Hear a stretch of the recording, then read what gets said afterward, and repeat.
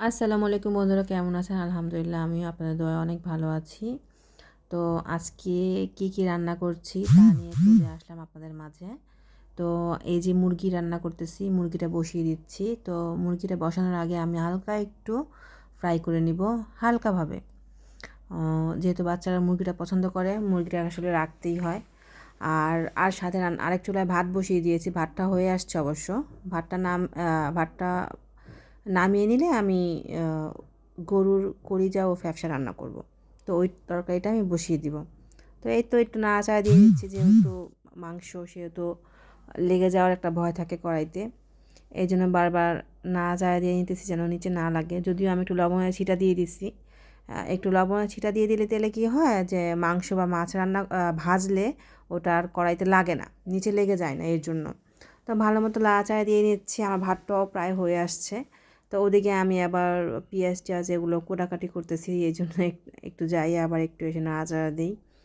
তো নাড়াচাড়া করতে করতে আর কি যখন দেখবো আমি কালারটা চলে আসছে, তখন আমি এটা চামচ দিয়ে উঠিয়ে নিব। আমি জালটা একটু বাড়িয়ে দিলাম, কারণ মুরগি থেকে প্রচুর পরিমাণে পানি বের হয়।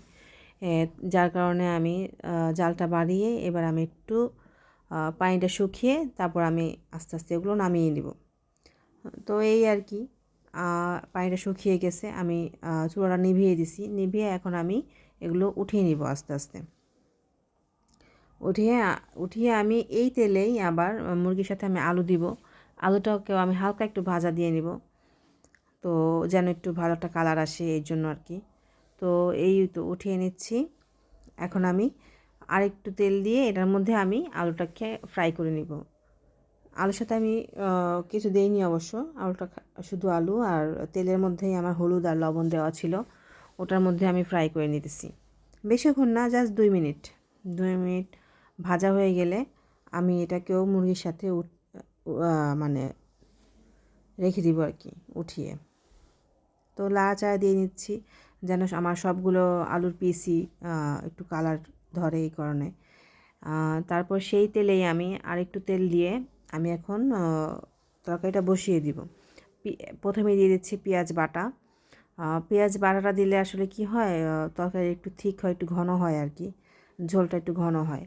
যাই হোক, তারপর আমি পেঁয়াজটাকে একটু ভেজে আমি আস্তে আস্তে আমার যে মশলাগুলো আছে, যেহেতু আমার পেঁয়াজ বাটা এটা, তো বেশি ভাজার আমার দরকার নেই, এই জন্য আমি আস্তে আস্তে মশলাগুলো সব দিয়ে দিব, যেগুলো বাটা মশলা আর কি।